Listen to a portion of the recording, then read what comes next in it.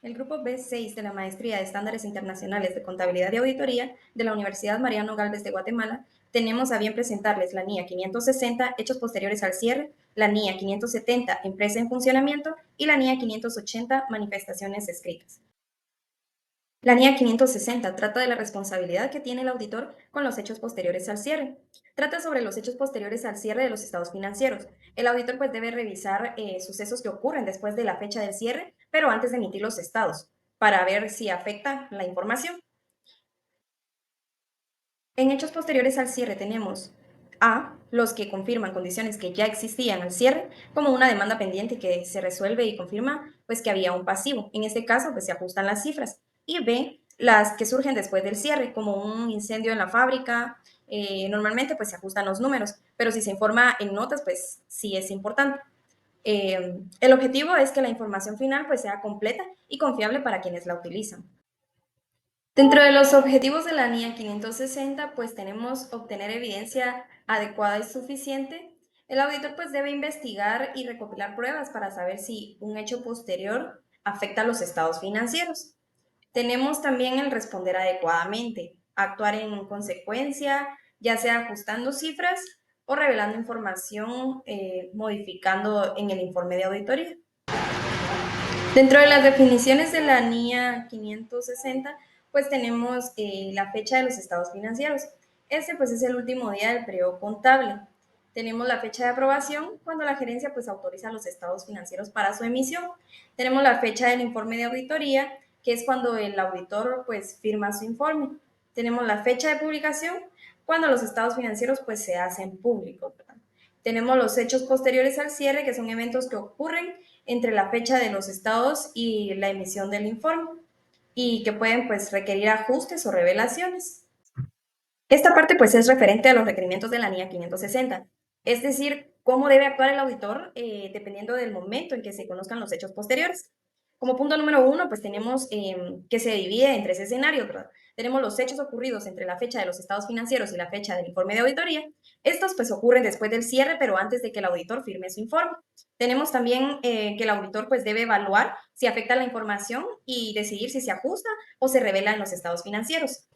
Tenemos también los hechos que el auditor conoce después de emitir el informe de auditoría, pero pues antes de publicar los estados financieros. Aquí pues el informe ya está listo, pero los estados pues aún no se han hecho públicos. Si el hecho es importante, pues el auditor debe discutirlo con la gerencia y si es necesario, pues modificar el informe antes de la publicación.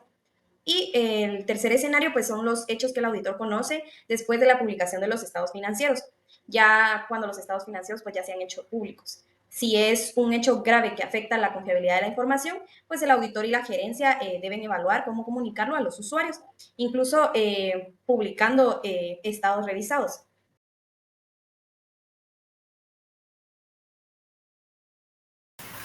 Buenas noches a cada uno.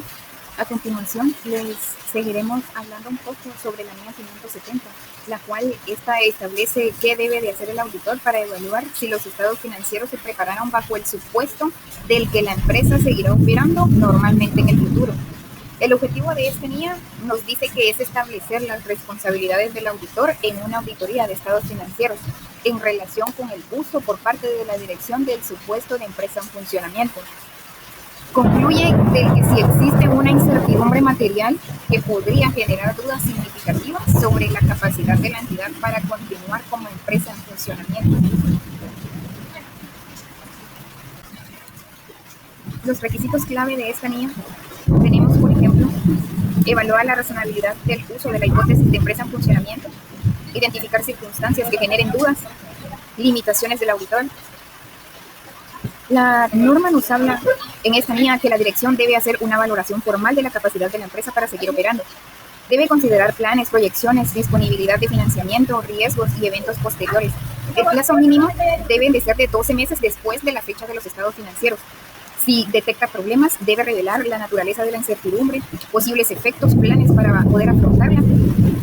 En el párrafo 6 de esta NIA nos habla que la dirección es responsable de realizar una evaluación de la capacidad de la entidad para continuar como empresa en funcionamiento.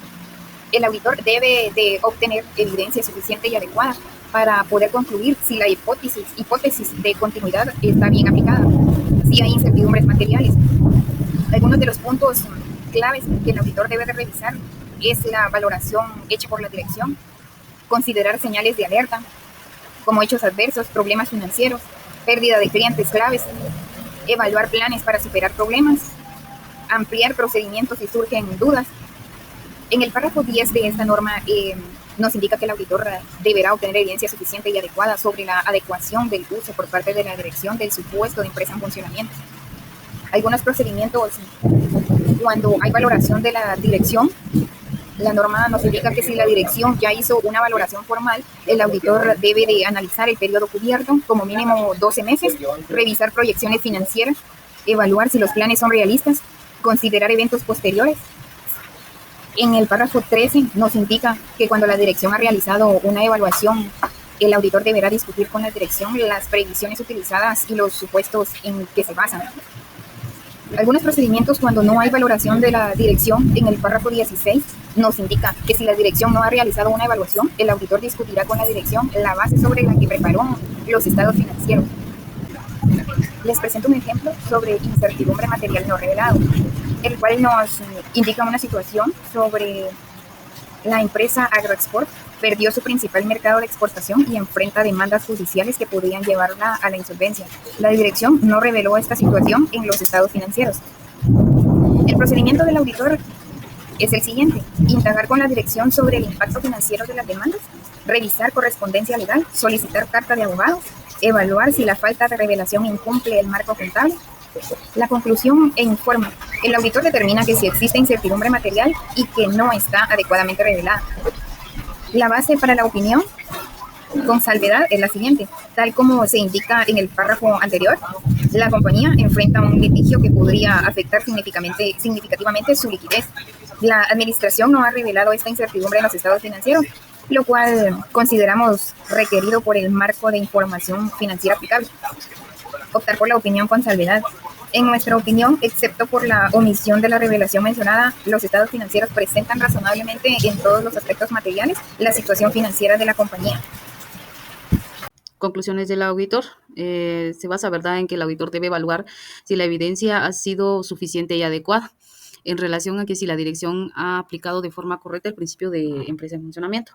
Dentro de las conclusiones podemos también tener lo que es la información revelada cuando se han identificado hechos o condiciones de que existen una incertidumbre material, y también aquellas informaciones reveladas cuando se ha identificado hechos o condiciones, pero que en este caso no existe una incertidumbre que pueda afectar la preparación de los estados financieros.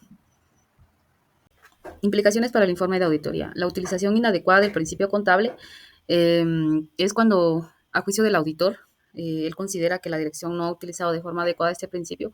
Él en su informe de auditoría debe expresar una opinión desfavorable o adversa, con independencia de que los estados financieros revelen o no la utilización inadecuada de este principio. Cuando se utiliza de forma adecuada el principio contable, el auditor debe expresar una opinión no modificada, pero dentro del informe de auditoría, él debe incluir una sección separada con el título de incertidumbres materiales relacionadas con la empresa en funcionamiento. Si en todo caso no se revela adecuadamente, el auditor debe expresar una opinión con salvedades o desfavorable, pero debe incluir una sección de fundamentos de la opinión, donde debe indicar que existen incertidumbres materiales que pueden generar dudas significativas sobre si la empresa o la entidad puede continuar en funcionamiento y si tiene la capacidad de poder continuar en funcionamiento. También existen situaciones en las que puede el auditor encontrar varias incertidumbres que considere significativas para los estados financieros en su conjunto. En este caso, el auditor puede considerar abstenerse de dar su opinión por el tema de que existen varias incertidumbres materiales que puedan afectar los estados financieros. En este caso, ¿verdad?, lo más adecuado, ¿verdad?, es abstenerse de poder opinar acerca de esto en lugar de poder incluir las declaraciones requeridas por esta norma. En este caso, lo que les explicaba, ¿verdad?, de todas las opiniones que el auditor debe dar cuando existen incertidumbres, cuando se utilizan adecuada o inadecuadamente el principio de empresa en funcionamiento. La comunicación con los responsables del gobierno de la entidad, a ellos se les debe comunicar los hechos y condiciones identificadas que puedan generar dudas significativas referentes a los hechos o condiciones que constituyen una incertidumbre material, si es adecuado la utilización o no, si es adecuado la correspondiente información revelada en los estados financieros y, en su caso, la implicación para el informe de auditoría. Retraso significativo de la aprobación. Dice que el auditor indagará sobre los motivos de dicho retraso y en todo caso debe aplicar los procedimientos adicionales necesarios. Esto, ¿verdad? Si se produce algún retraso significativo de la aprobación de los estados financieros, el auditor debe indagar acerca de ese tema y en todo caso poder aplicar procedimientos adicionales. Gracias por su atención. Continuaremos con la NIA 580, manifestaciones escritas. Esta norma nos establece cómo el auditor obtiene manifestaciones escritas de la dirección para confirmar responsabilidades y así también respaldar su opinión sobre los estados financieros.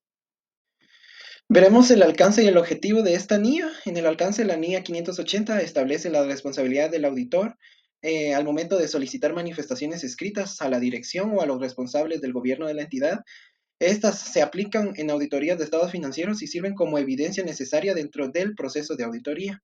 Ahora, en los objetivos podemos confirmar que la dirección reconoce y cumple con sus responsabilidades, respaldar otra evidencia de auditoría, ayuda a que sea relevante y también a definir la respuesta del auditor con dichas manifestaciones que no se entregan o que son poco fiables para el auditor. En las manifestaciones escritas podríamos decir que son documentos firmados por la dirección que se entregan al auditor para confirmar asuntos específicos o respaldar con otra evidencia de auditoría. Podríamos decir que no se consideran parte de manifestaciones escritas a los estados financieros o las afirmaciones incluidas en ellos, ni en los libros o registros contables, ¿verdad? Esta NIA nos establece 6 requerimientos. El primer requerimiento, que son miembros de la dirección, ¿verdad? El auditor, pues aquí debe de solicitar manifestaciones a quienes sean los responsables o que tengan el conocimiento necesario sobre los estados financieros y los asuntos que se van a tratar en ellos, ¿verdad?